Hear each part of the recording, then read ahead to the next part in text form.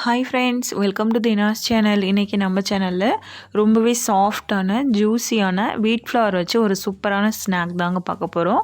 வாங்க எப்படி செய்யலான்னு வீடியோக்குள்ளே போய் பார்க்கலாம். இப்போ அதுக்கு ஒரு பவுலில் ஒரு முட்டை உடச்சி ஊற்றிக்கோங்க. அதை இந்த மாதிரி ஃபஸ்ட்டு பீட் பண்ணி எடுத்துக்கோங்க. இப்போ அது கூட ஒரு 2 டீஸ்பூன் அளவுக்கு சுகர் சேர்த்துக்கோங்க. சுகர் சேர்த்துட்டு அதையும் நல்லா மிக்ஸ் பண்ணிக்கோங்க. சுகர் ஓரளவுக்கு கரையிற அளவுக்கு மிக்ஸ் பண்ணி எடுத்துக்கோங்க. இப்போ ஒரு 1/4 டீஸ்பூன் போல் பேக்கிங் சோடா சேர்த்துக்கோங்க. 1/4 டீஸ்பூன் போல் உப்பு சேர்த்துக்கோங்க. இப்போ இது கூட 2 டீஸ்பூன் போல் மில்க் பவுடர் சேர்த்துக்கோங்க. அது உங்களுக்கு சேர்க்க பிடிக்காது அப்படின்னா நல்லா திக்கான பால் காய்ச்சி ஆற வச்சு 2 டீஸ்பூன் போல் சேர்த்துக்கோங்க. இப்போ அதுக்கப்புறமா 2 டீஸ்பூன் போல் நெய் சேர்த்துக்கோங்க. நெய் சேர்க்க பிடிக்காது அப்படின்னா அதுக்கு பதிலாக பட்டர் இல்லைனா சன்ஃப்ளவர் ஆயில் கூட நீங்கள் யூஸ் பண்ணிக்கலாங்க. இதெல்லாம் சேர்த்துட்டு எல்லாத்தையும் நல்லா கலந்து விட்டுக்கோங்க. இப்போ இது கூட வாசனைக்காக 1/4 டீஸ்பூன் போல் ஏலக்காய் தூள் சேர்த்துக்கோங்க. சேர்த்துட்டு எல்லாத்தையும் நல்லா கலந்து விட்டுக்கோங்க. இப்போ 1 கப் அளவுக்கு கோதுமை மாவையும் இது கூட சேர்த்துட்டு இதையும் நல்லா கலந்து விட்டுக்கலாங்க. இது சாஃப்டான பதத்துக்கு நம்ம பிசைஞ்சு வச்சுக்கணும். அதுக்கு இது கூட வெதுவெதுப்பான பால் சேர்த்து நம்ம பிசைஞ்சிக்கலாம்.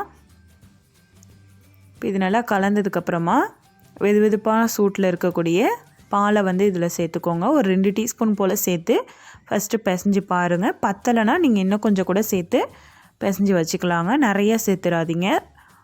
சாஃப்டாக மாவை நம்ம பிசைஞ்சு வச்சுக்கணும். இந்த மாதிரி பிசைஞ்சுக்கோங்க.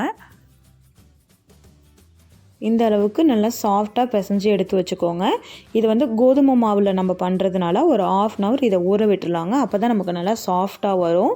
இது 1/2 hour ஊறட்டும். அதுக்குள்ளே நம்ம சக்கரை பாகு ரெடி பண்ண போகிறோம். 1 கப் கோதுமை மாவு எடுத்திருக்கோம். அதனால் 1/2 கப் சுகர் கரெக்டாக இருக்கும். எந்த கப்பில் எடுக்கிறீங்களோ அதிலே எல்லாத்தையும் எடுத்துக்கோங்க. 1/2 கப் சுகர் சேர்த்துட்டு 1 கப் அளவுக்கு தண்ணி சேர்த்துக்கோங்க. சேர்த்துட்டு இதில் எந்த ஒரு கம்பி பதம்லாம் எதுவுமே தேவையில்லைங்க. இது சர்க்கரை கரைஞ்சி ஒரு 2 நிமிஷம் கொதிச்சா போதும்.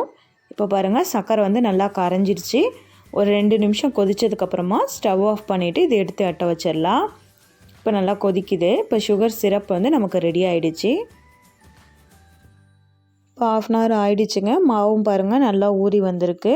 இப்போ இதை நம்ம உருட்டி எடுத்துக்க போகிறோம். அதுக்கு ஒரு சப்பாத்தி கட்டையில் கொஞ்சமாக கோதுமை மாவை டஸ்ட் பண்ணிக்கோங்க.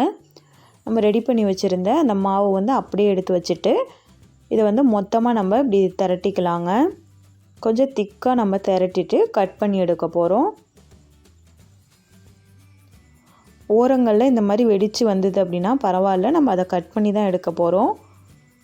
இந்த மாதிரி நல்லா திரட்டிக்கோங்க. இப்போ பாருங்கள், நான் திரட்டி வச்சுட்டேன். இப்போ இதை 4 ஓரங்கள்லேயும் நம்ம கட் பண்ணி எடுத்துடலாம். உங்களுக்கு எந்த சைஸ் வேணுமோ அந்த அளவுக்கு நீங்கள் இதை கட் பண்ணிக்கலாங்க. ஓரங்களை நான் 4 பக்கமும் கட் பண்ணிவிட்டு இப்போ இதை பீஸ் போட போகிறேன். இப்போ நான் ரெக்டாங்கிள் ஷேப்பில் கட் பண்ணி எடுத்துக்க போகிறேங்க. உங்களுக்கு ஸ்கொயர் ஷேப் வேணுனாலும் இது நீங்கள் சின்னதாக கட் பண்ணி எடுத்துக்கலாம். இப்போ நடுவில் ஒரு லைன் போட்டு எடுத்துக்கிறாங்க. இந்த அளவுக்கு கொஞ்சம் திக்காக இருக்கணும். ரொம்பவும் திக்காக இருக்கக்கூடாது, ரொம்பவும் தின்னாக இருக்கக்கூடாது. இந்த அளவுக்கு நல்லா திக்காக ரெடி பண்ணி எடுத்து வச்சுக்கோங்க. நம்ம ஓரங்களில் கட் பண்ணி போட்டால் அதே மாவையும் திரும்பவும் உருட்டிட்டு இந்த மாதிரி கட் பண்ணி எடுத்துக்கலாங்க. இப்போ பாருங்கள், நான் கட் பண்ணி எடுத்து வச்சுட்டேன். இப்போ இதை நம்ம எண்ணெயில் போட்டு பொரித்து எடுக்க போகிறோம். வாங்க,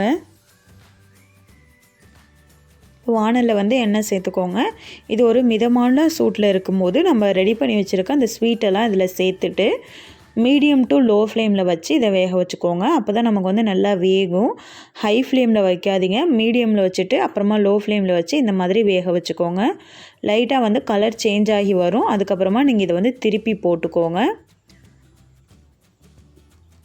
பாருங்கள், நல்லா வெந்துருச்சு. இந்த கலர் வந்ததுக்கப்புறமா இதை நம்ம எடுத்துடலாங்க. எடுத்ததும் உடனே சுகர் சிரப்பில் சேர்த்துருங்க. சேர்த்துட்டு ஒரு 1/2 hour இதை நல்லா ஊறட்டுங்க. 1/2 hourக்கு அப்புறமா நம்ம பார்க்கலாம். இப்போ 1/2 hourக்கு அப்புறமா நான் எடுத்திருக்கேன் பாருங்கள், எந்த அளவுக்கு சூப்பராக இருக்குன்னு. இது நான் உங்களுக்கு உடச்சும் காமிக்கிறேன், எவ்வளோ சாஃப்டாக வந்திருக்குன்னு நீங்களே பாருங்கள். இதை நார்மலாக மைதா மாவில் தாங்க பண்ணுவாங்க. இப்போ நம்ம கோதுமை மாவில் பண்ணியிருக்கோம். பாருங்கள் எந்த அளவுக்கு சாஃப்டாக இருக்குன்னு.